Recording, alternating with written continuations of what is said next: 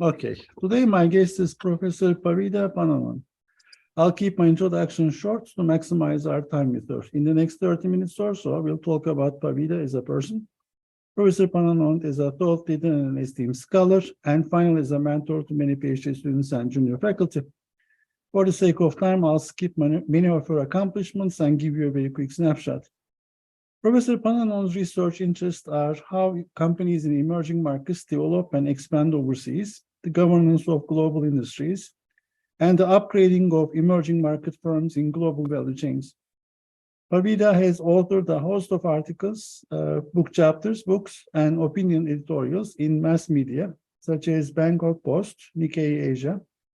Her views have appeared in international media, including Al Jazeera, BBC, Bloomberg, Financial Times, South China Morning Post, and others.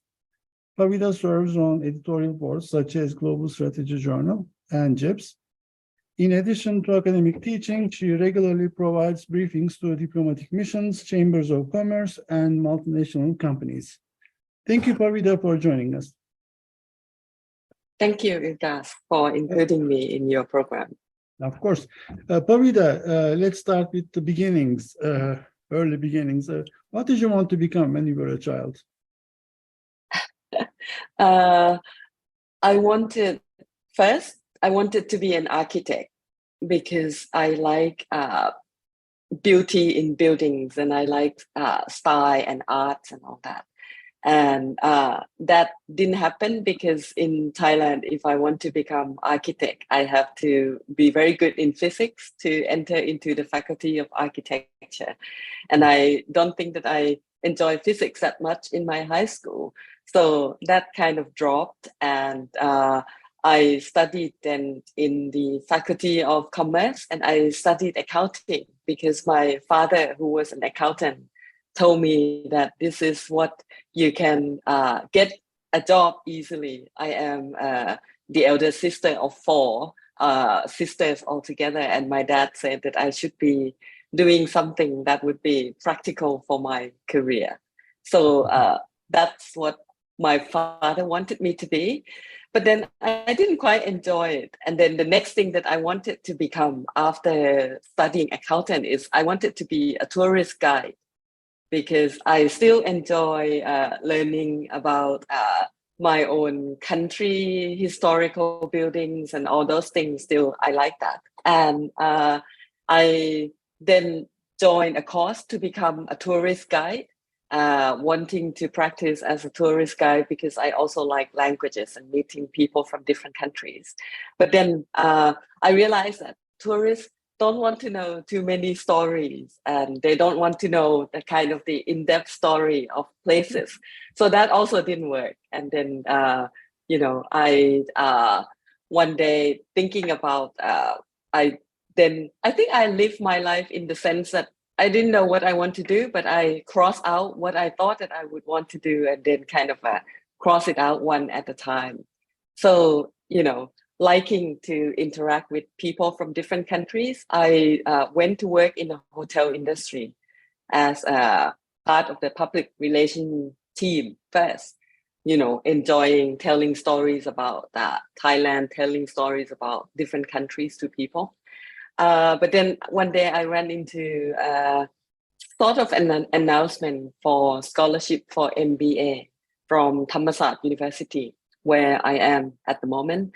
And at that time, it was very difficult to find a scholarship for MBA because, usually people give scholarship for area like development studies, economics, or politicals, because Thailand is an emerging country. So people do not see the need to provide scholarship for business studies. But the university gave scholarship to people who are not member of the university. So I applied for that, and then I got the scholarship to study MBA. So I, went to study at McGill University, came back, joined the university as part of the contract for the scholarship, and thought that, this is not a bad career as an academic, and the rest is history. So I came across being academic by trying out different things, crossing out things that I thought I would enjoy. So you decided to get into international business or academia after McGill, the MBA program, right? Is that it? Yes, Okay. yes, after McGill. Something that is not on your CV that people might find interesting about you. I am a committed runner. I am quite a committed athletic person. So I still try to balance my life with work and family, social, as well as quite a strict training schedule in my exercise and my running activities. So when you say that's running, something that. Sorry. When you say running, are we talking about marathon? Are we talking about track and field? What is? Yes, marathon, half marathon, and I also wanted to become a triathlete, doing triathlon, cycle, swimming, and running. But it's a little difficult to live in Bangkok and to train with cycling. So that's something that I haven't been able to do. If you could do it all over again, what would be the second best career choice, or what would you do? I think I actually being academic is something that I quite enjoy. I would probably still enjoy being academic, but if I could go back a little bit more, I might want to be also academic in the medical field, in the doctor field, because in my life I have encountered a lot of illness in the family, and I feel that that to be able to understand and to be able to make people comfortable about what they know, what's going on, I think that would have been something that I enjoy doing. And again, explaining things to people more in the public.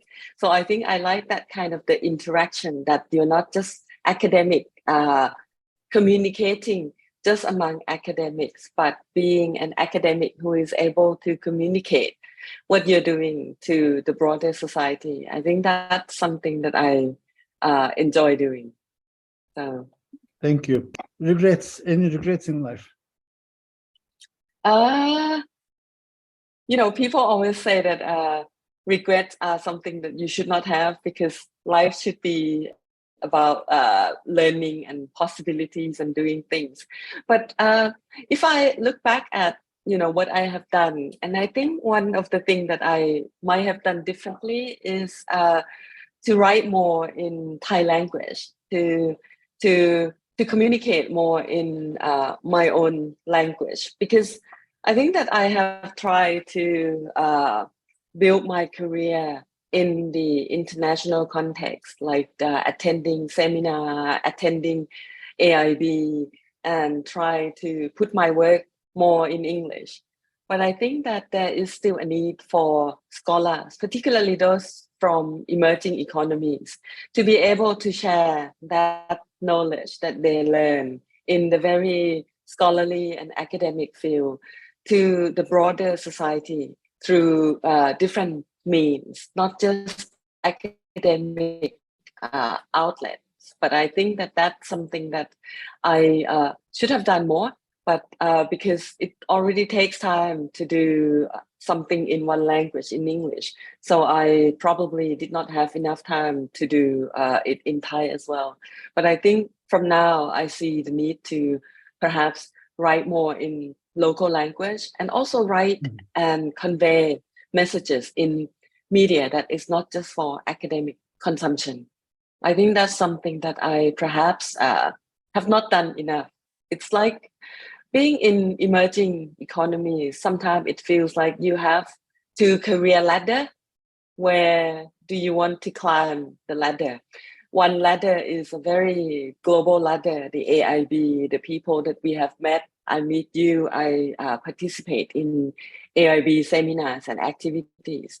But again, there is also another ladder at home, domestic ladder, that to become a relevant scholar, sometimes you do different things. Perhaps you write more to the public, you educate the public in ways that are different from what we normally do in Academy of International Business. And I think one challenge is to be able to do both well. That's something that I still find that is my challenge. I know that in some countries where the university is located in, actually the home country is like a foreign language. The point system in the university is different. They have almost half the points for domestic language, right? The native language, and then almost double the points for international conferences, international publications. Is that the same thing in Thailand? Is it how it is? Very much so, and particularly with the kind of the university ranking system or the accreditation system. Mhm. So scholars are now pushed to produce more in respected journals, which are obviously in English. And so universities are pushing more on that. And actually, there has been a recent debate in Thailand in the role of the scholar and where you should put the emphasis on. Because with university ranking and with accreditation, more effort has been pushed to publish as peer-reviewed academic articles in Scopus and in respectable ranking. But those are not always the area where you create local knowledge. It is not always where people in the domestic context consume those kind of media.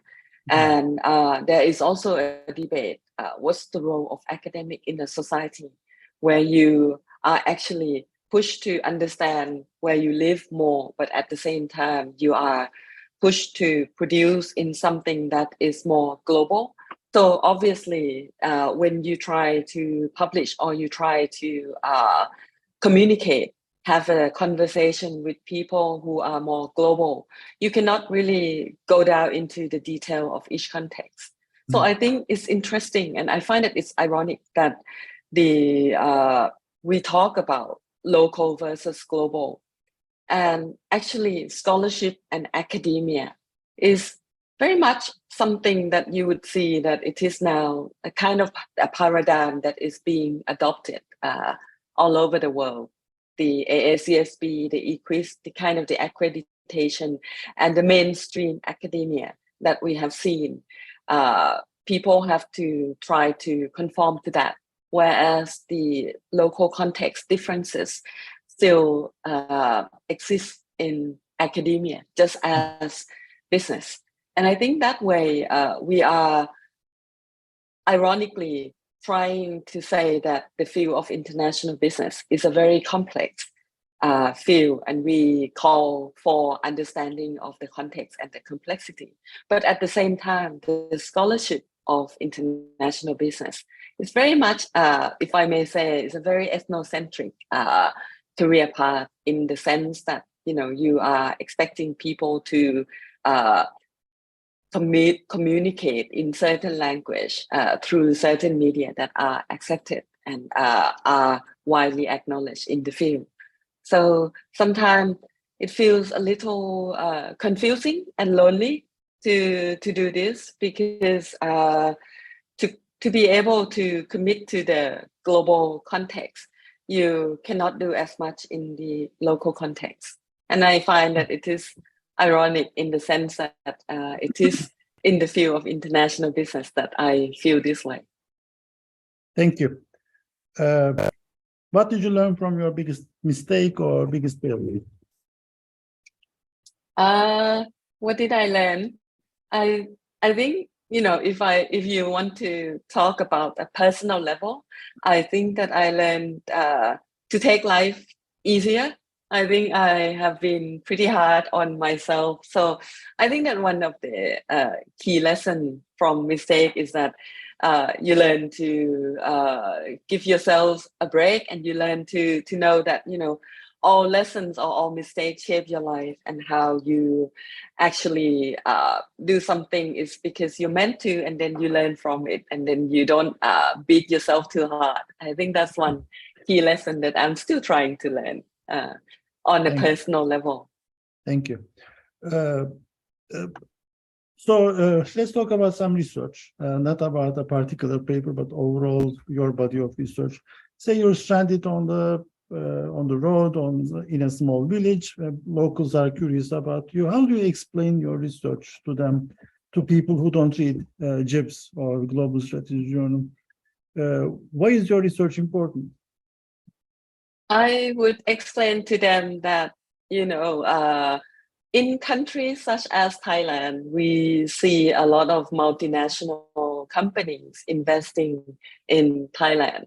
But I am trying to explain how Thai companies or companies from countries that are normally the recipient of foreign direct investment are now also investing overseas, and how their stories unfold, and how they expand overseas given their context of being in countries that might not be at the frontier of technology and innovation, the typical competitive advantage that are known to be affiliated with leading multinationals of the world, or the leading multinationals of the world that we see in emerging countries.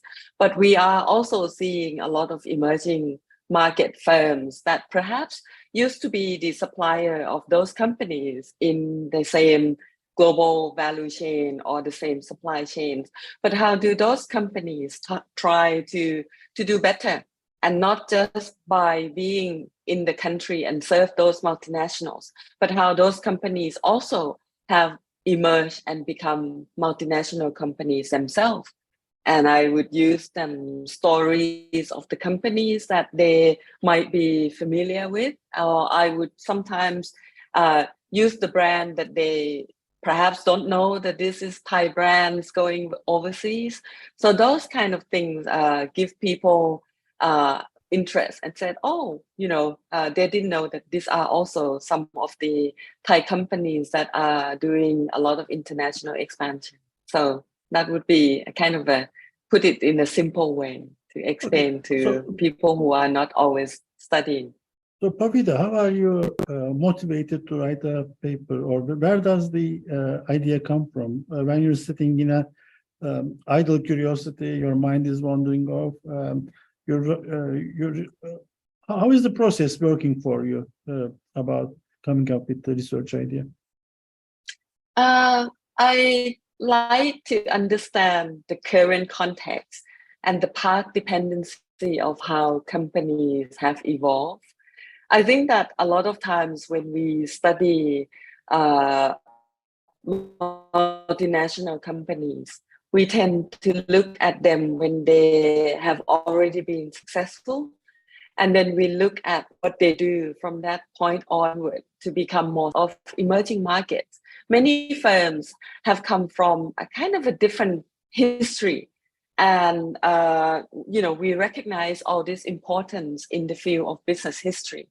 But to really link it to see how companies have developed and how they have overcome perhaps the context that they have developed, and then to move forward, it might be some different path that they have to take.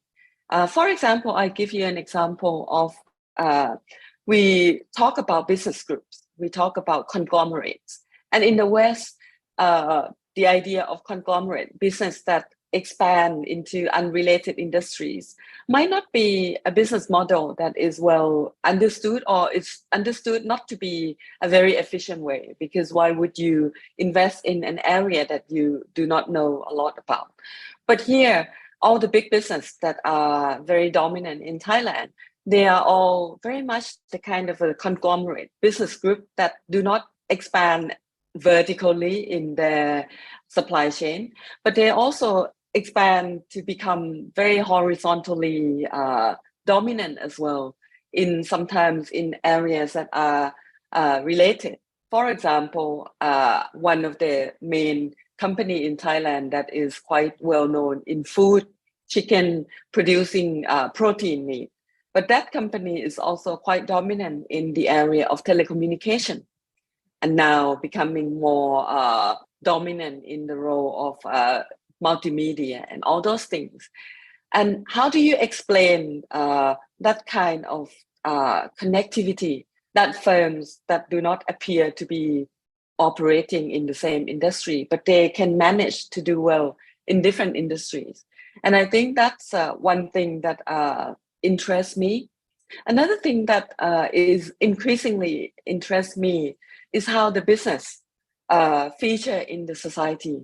I think we in the Academy of International Business, we obviously we look at the impact of multinational enterprise in investing in host economies and all that, but often we tend not to look at the multinational enterprise and its impact on the home country.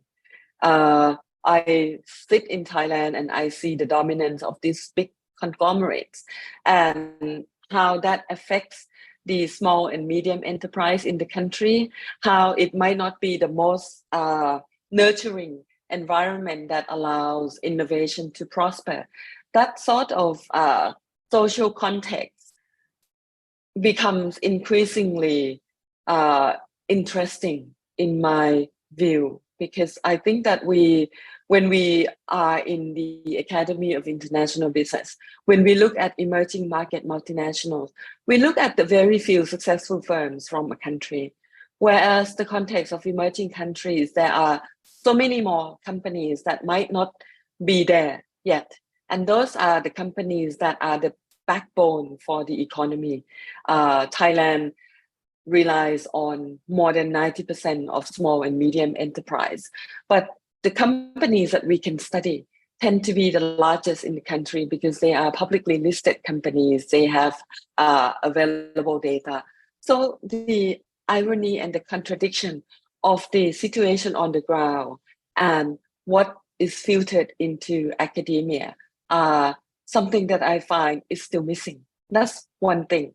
Second thing, I think the culture of studying business in Thailand or in other countries where firms are very prominent and dominant is that you tend to be very celebratory about the success of companies. And you might not be as critical of the role of company in different contexts. The role of companies in local competition, the role of company in allowing more firms to evolve. I think those are the issues that are important for the local context and the local knowledge. And as I have more opportunity now to, look more at these areas, I think those are some issues that would interest me going forward. Pay more attention to the issue of concern to everyday people and the normal people, the general and the public more. Okay, thank you. So, Pavida, if you could look into a crystal ball and make a prediction about the future, maybe 5 to 10 years of IB, especially in your area, in your research context, what are the big challenges or what are the big questions that will be asked over the next decade? Very good question and very relevant at the moment. I think our field of international business was built when the world was globalizing. We believe in globalization, that we should have transfer of capital, goods, people, and all that. But I think this is the moment when the world is most challenged, whether that concept of globalization is still the best option for everyone involved. And I think that that's why we are hearing a lot about reshoring, deglobalization, and all that. I think that would become quite a big question and a big theme for scholars in international business to decipher. how it would affect our belief. And in my field, that is looking at firms from developing countries, I see that the fight between perhaps two giants to decouple, to deglobalize, bear stronger impacts on smaller countries that have been part of the globalization. Take, for example, Thailand or countries in Southeast Asia. We were part of globalization because we are actually the companies that are active in the global value chain as the producers. We are the countries where multinationals locate here for efficiency, for looking for cost efficiency in their own cost advantage, and then they sell back to the rest of the world. When that kind of paradigm is shifting, that countries may not want to do business together, how do those countries that have already invested in this system, how do they readjust? How do they see their next potential? How do they, at the same time, look at the regional, at the domestic market more to answer to the opening of the opportunities there? But at the same time, they have to maintain their role in what has already been established over the past 3 to 4 decades. And I think that would be a challenge for academics like myself to try to understand how international business, that we used to think that it is a linear going forward, globalization would lead to more integration among countries. But when that is now being challenged, I think that's one big first phenomenon. The second thing that I think would be very interesting for our field is that we have not really looked at the interaction between government policy and how business is done. But we are seeing that now industrial policies, different countries are coming up with different industrial policy in their own interest. And those industrial policy might not always be in the same interest for other countries. Look at what Trump has done, or look at what America has done with trying to promote more reshoring into their country. That might not be in the same interest of other countries. So how do firms react? I think one of my paper, my latest paper that I published with Professor Gary Jarafi and Torben Peterson, look at resilience.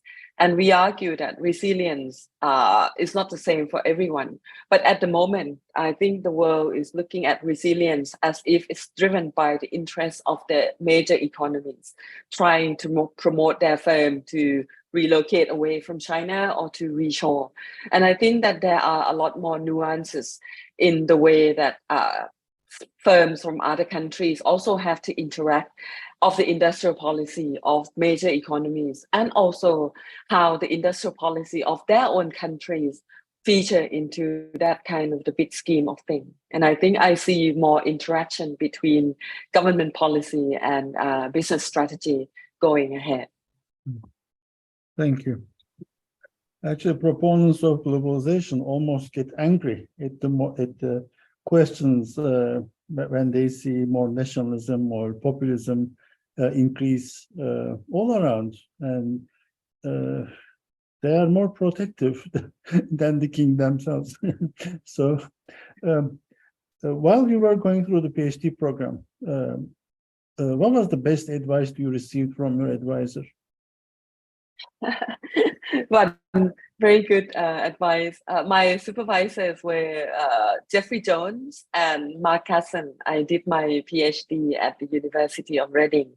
And I think it was perhaps one of them, I think it was Mark Casson who gave me the advice that when you write, try to think of your writing for your grandmother, and try to keep your writing simple so that you can explain what you are doing to your own grandmother.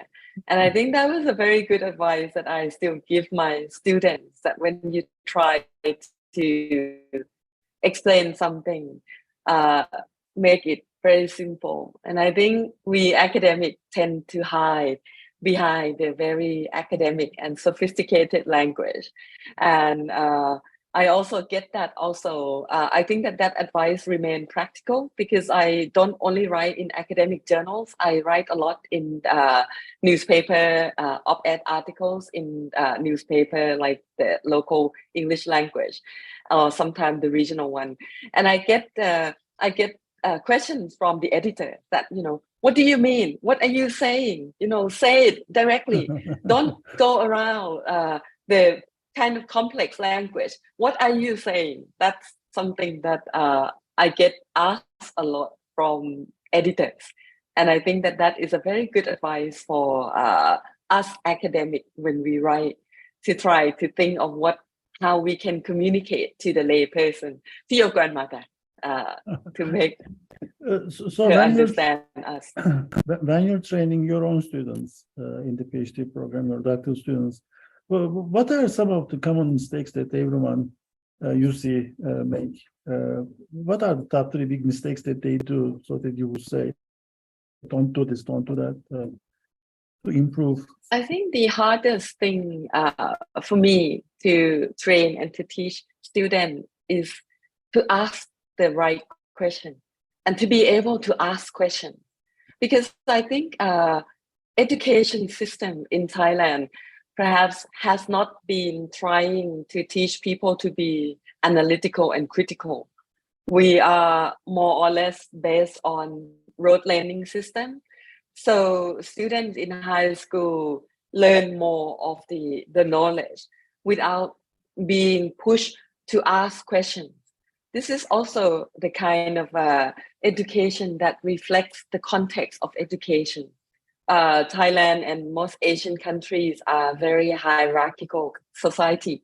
So students perceive teachers as someone who is more higher than them, and they do not always want to ask questions because they think that if they ask stupid questions and it might be seen as bad.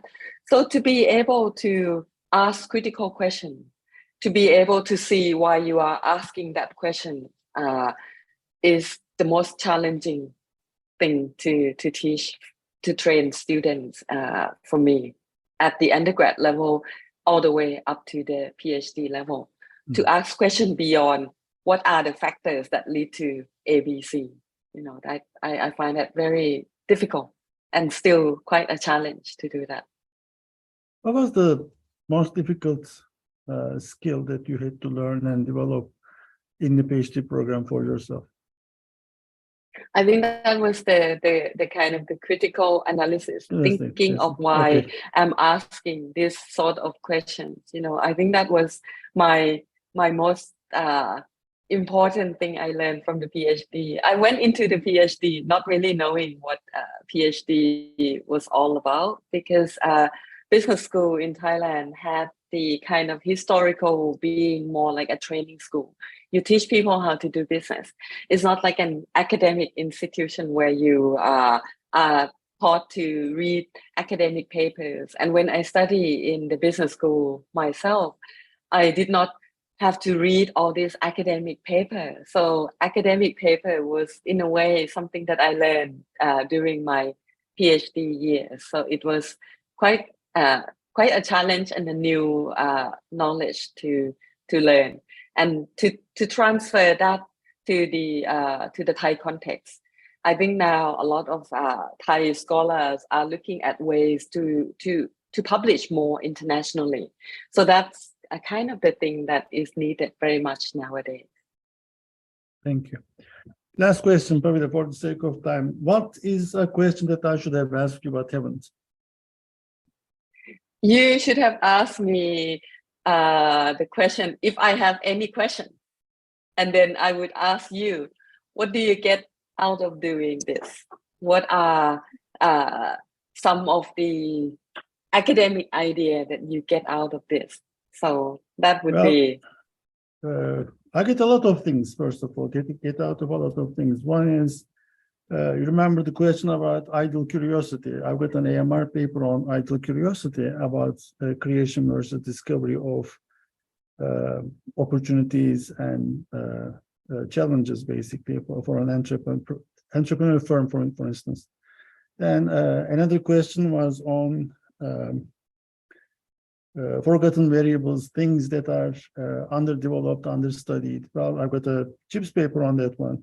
So I actually like to talk about these challenging thoughts about what is the received wisdom, where are we headed to? So I would like to see a progression of thought towards something. And the added benefit is to create a library of top scholars like yourself, interesting people in conferences. I was always a shy person. It was difficult for me to approach a big name. And you would see these big names walking in these corridors, and you know their papers by heart, you know their citations, you know everything about the guy's research. But there's a person behind that face, right? And that person is actually quite interesting, and he has accomplished a lot of things in his personal life. He comes from a completely different style, and I'm really curious about the human side of things. And I was lucky. I had many mentors. I had many advisors, and I loved interacting with them because they were genuinely nice people. Not only great scholars, but nice people. I think that carries a lot more weight in my book. And I wanted these interviews to bring out that thing so other people can see. And in conferences, they don't need to be shy. They can just walk up to a person and say, oh, Pavida, you know, I would like to go and have this triathlon with you, train with you, and why not we go? In one of the conferences, they were actually doing a running club. Obviously, I'm not the running type, but I found that thing very interesting to get up at 5 in the morning to run in Philadelphia. That takes a lot of determination, but that was beautiful because, you know, you get 10, 15 people in IB. And there is one more thing, it's very personal to be running with these people at 5 in the streets in Philadelphia. So that's what I get out of this thing. That's very good. Pavida, thank you so much for your time. I enjoyed our conversation. I'm sure the audience will agree with me. Thank you. Thank you very much, Vikas. Thank you for including me.